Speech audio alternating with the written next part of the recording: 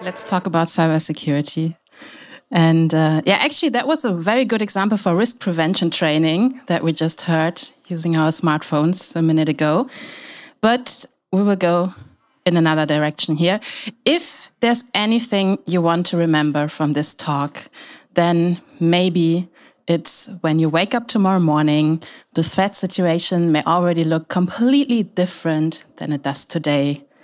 And now, something that actually my techies like the most, if you like, close your eyes, take a deep breath, and then you just roughly calculate how much it costs when the IT infrastructure of your company or the company you're working for stands still for 1 hour, or for 1 day, or for a whole month. Are we in the millions already? I think so. And this is why we not only talk about cybersecurity, but I will also give you some insights and hacks and methods how you can be prepared for whatever happens, because there is no company that never suffers from an attack. The question is just, when will it happen? That's the little introduction CV part. If you like, have a look at it, or later add me on LinkedIn, because it's not about me, it's about helping you to get into cybersecurity here. I prepared a little like what's going on, what are the hackers doing at the moment, what do they focus on? Then, of course, the AI part, maybe also a bit more about the quantum part, at least when it's connected to cybersecurity. And then I want to give you some insights why DevOps becomes more and more DevSecOps, so with the security part included, and what that means. And I just said it's also a bit of like life coaching for developers, like what is your company responsible for and what should you focus on? And then we have a look at like different structures and how you keep going with cybersecurity in everyday business. All right. Yeah, and let's start with the hard part, because this is about like reconcile 24/7 hosting and all the requirements. But actually, let's be honest, it's business requirements, like the money part, the tech and innovation part, actually the fun part. But in the fun part, we also have like hardened structures, so everything works perfectly, but in a flexible environment. Then we have segmentation, we have zero trust, we have high security levels, actually something that sometimes does not walk in the same direction as fun development projects, but we also want great usability for our users, for our clients, for our customers. Of course, we want to add all the new technologies because it's super interesting, new coding languages, AI, quantum, whatever comes, we like it, we want to have a look at it, we want to implement it in our products, but only the secure part. And then, of course, and maybe that's the least fun part, the regulatory requirements. It's actually a legal view on tech topics. It's never fun, but we've seen so much damage that somehow maybe it's useful and we need it. And we have the risk management that also suffers from the same prevention paradox that we have learned during COVID times. So the better you are prepared, the less attacks or people get ill. And yeah, that's on some side it's good, on some side it's bad, you never know. Depends on your colleagues and your management. And the biggest problem when we bring all these three parts together under the roof of cybersecurity is you can get a return on invest, but only if you invest time and money first. That's the mean thing. Now, the hacker's delight part. It's like, who thinks hackers make less money than drug dealers? One. Who thinks hackers globally make more money than the global drug dealing community. Exactly. So you can still think about if tech is the right path or if you want to follow any other profession. But yeah, hackers make a lot of money. And it's not because we are all so super bad at cybersecurity. It's because companies have huge problems to update their outdated system, or they struggle with their digital transformation. And what hackers also love is unpatched software. And some of you may know that like just patching sometimes is not the solution. Even in a business environment, you have to discuss with your management. You might have to discuss that with clients who don't want you to patch because then other things don't work anymore. So updating and patching sometimes is business struggle. But on the other side, if hackers find that situation, they like it, and they will try to get in this way. Then what we also see, and these are insights from our Cytraction data project. So we have a daily and weekly newsletter you can, for free, just sign up for. And there you will get an overview of the current threat situation every day. And what we learned from this when we aggregated the data is that the time frames are getting shorter. So 2-3 years ago, it was like when you had a media article or in a hacker forum or cybersecurity forum, there was some mention about a new attack. It took maybe 2 weeks before we've seen some German articles about it. And then later you've seen first media mentions that any company got hacked using this method. What we see now is like own data, that when I have a new threat situation, a new vulnerability in my newsletter, sending it around 9 o'clock in the morning, it's possible that we have it as known and used exploit around noon in the public media. So that happened with some attacks during the last month, so that in the morning you think, okay, time to patch. And then 12 o'clock, it's like, okay, first companies can't work anymore. So the time frame is getting a lot shorter. And then, of course, we heard it before, AI is on the rise, quantum is next. So much more technology to use, much smarter technology. And it's used on the illegal side, and it's also in development on the legal side of business. And the business for hackers, if it's a business, is they either want your data, or they want your money, or they want your data to make money. But especially during the situation in Ukraine, we have a new part that's getting bigger and bigger, is that we have more and more political targets. So, for example, the media industry before was not so super interesting for hackers. For 2 years now, we have huge media houses suffering from attacks every day. And sometimes they are successful and they can't work anymore and they can't publish anymore because the targets are shifting, especially from this political activist perspective. This is a great overview and just brought you one slide for those who were like, okay, but what is actually targeted? Like, what systems are we talking about? Could it also be my own infrastructure or my employer's infrastructure? This is a data project from a colleague from the US, and he took the reports from the CISA, which is like the US cybersecurity institution, who's there from the government perspective taking care of everything. And he took the known exploited vulnerabilities that they publish and put it in a data project and made some slides. Links on the last slide here.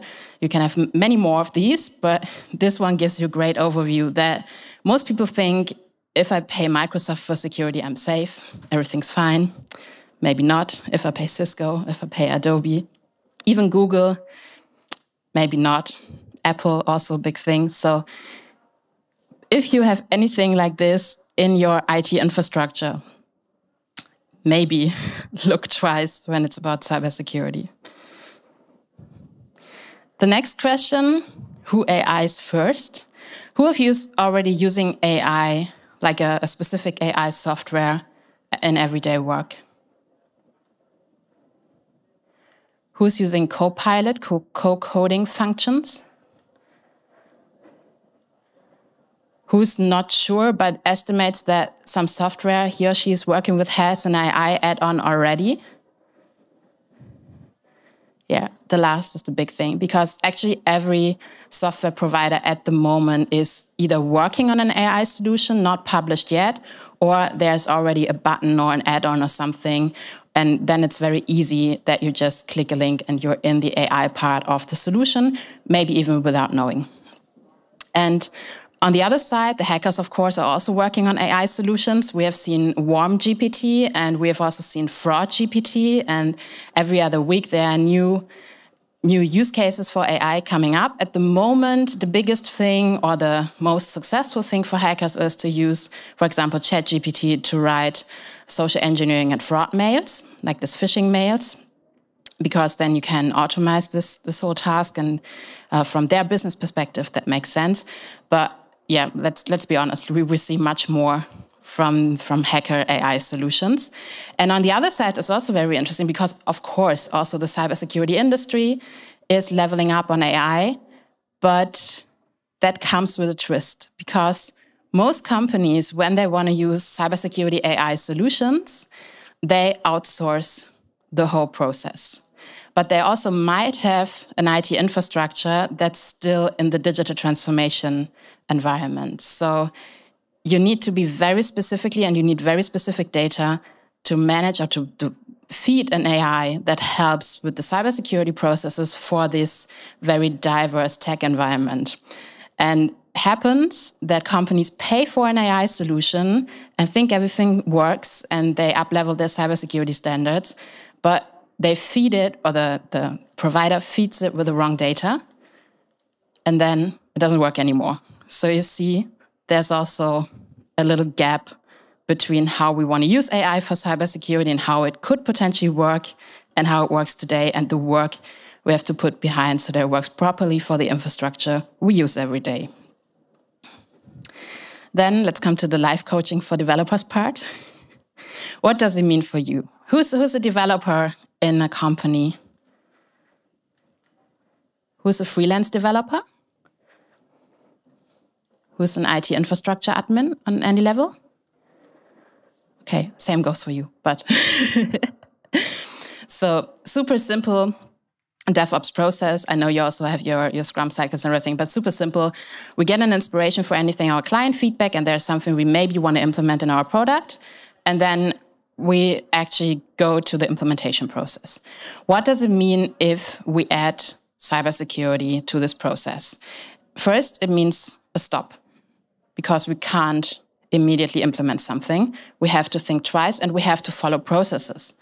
And to follow a process means somebody has to sit down first and think about a process and implement the process, so that when we are at the point where we actually want to implement a new solution, a new technology, or a new function, then we can go back and use this process.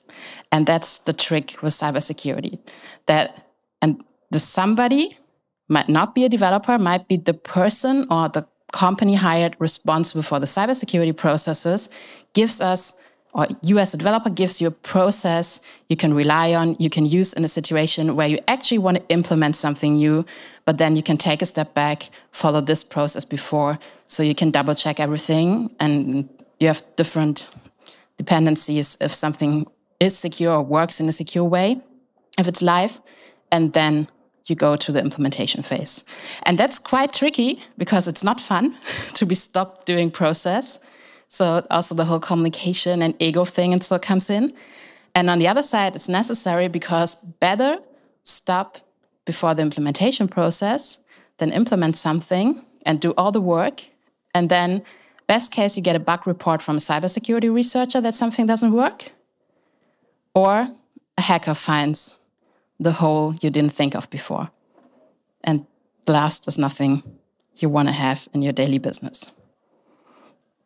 But good news, the strategy, neither the business strategy nor the cybersecurity strategy, and the framework and the structure is your business. Because as a developer, also as an IT admin, you have your specific job. You're not responsible for the whole company. You can't be responsible for the whole company. Also, when we have a look at war stories, like at these actually post-mortem reports, what happened during a hacker attack and how people acted, it's not possible, even if you're super highly skilled, to read a book or have a look at something or try to learn something with a YouTube video in a situation where your company or your solution is under attack. So the best thing you can do for yourself is that you focus on your work, on your skills, on your tech stack, that you do your further development, your further education. And if you like, you can add on this specific skills and maybe for this specific solutions and software, you can add cybersecurity skills. But you can never, in the role of a developer or IT admin, be responsible for the cybersecurity processes and keeping a whole company secure. Not possible. On the other side, what you can do, of course, you can talk to each other. Like, you can ask questions back. If you have the feeling, if you are in a developer team and you have the feeling, okay, maybe cybersecurity is important for us as a company, as a team. Maybe there are some white spots. You can go back to your founder, to your manager and ask, do we have working structures? Do we have a working framework, like processes we can rely on so we can have this stop process before implementation? And then maybe things start rolling and you have higher security standards you can work with. But don't make it your job from a developer perspective to take care for the whole company in this case. So I would say life coaching is over at that part. But something I can recommend, of course, structure again. And I try to show you like what kind of levels in your structure you have to take care of and other colleagues or other helpers, providers have to take care of. Something that helps, as I said, is the daily and weekly threat hunting so that you know what's actually on a daily basis going on in the world, in the global internet.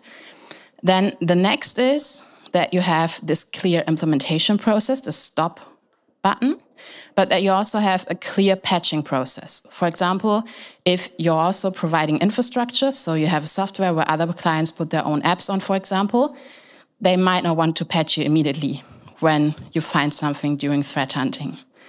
But better, talk to them before, find a process in silent times when everybody can have a coffee together, maybe a cake, and talk about things like that.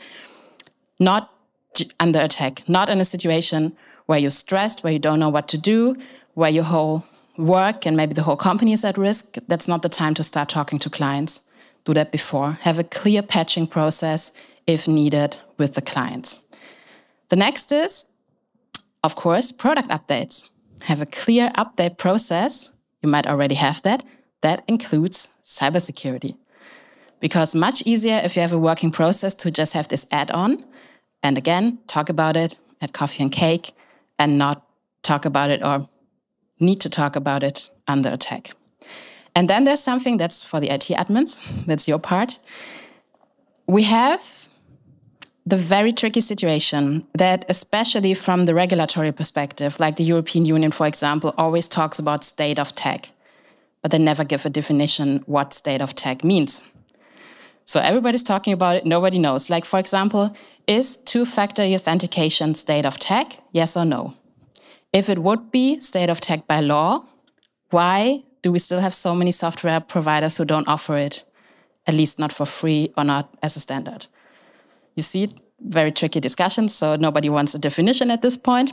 But the work of an IT admin or of a company taking care of IT infrastructure is to have the development environment up to date at state of tech and also the training for developers. Because again, it's not your job as a developer to take care of that. Your company has to take care of that and provide you with the information, with the training, and take care of the infrastructure you work on. And then the state of tech when it comes to IT infrastructure and connectivity. Then this is also the reliability of the company and the job of the IT admins. And connectivity, very important, because also if you have a great IT infrastructure, for example, if you also have your own data center, but let's talk about connectivity in Germany. You have latencies, you have problems to up and download things on your servers. Might be a problem, especially if you have to quickly react to an attack or to a threat situation. And the last thing is the easiest and not so easy part in the end, keep going. And keep going in cybersecurity means every day, because every day you wake up, the threat situation might look different. And document everything. And document everything doesn't mean, yeah, we write something down and then we hope that people work like this. Document everything means that you update or upgrade your work processes. Then you write down how they work, also on a daily basis if possible. Like if you have a project management or an ITIL ticket system, you can use these, for example, something that's already there, to have just more tickets and more documentation, also to be used for the cybersecurity and regulation part, maybe also client or audits from government institutions. And then you have a documented work process that takes you some additional minutes every day for documentation, but where you don't have to sit down when a client asks or any auditor comes in, where you don't have to sit down for months to find all the information. So you see the keep going part is maybe the most important, not the most popular, totally makes sense, but only if you just spend some minutes and not like have an additional project with the whole cybersecurity documentation. Thank you for your time. And do you have questions?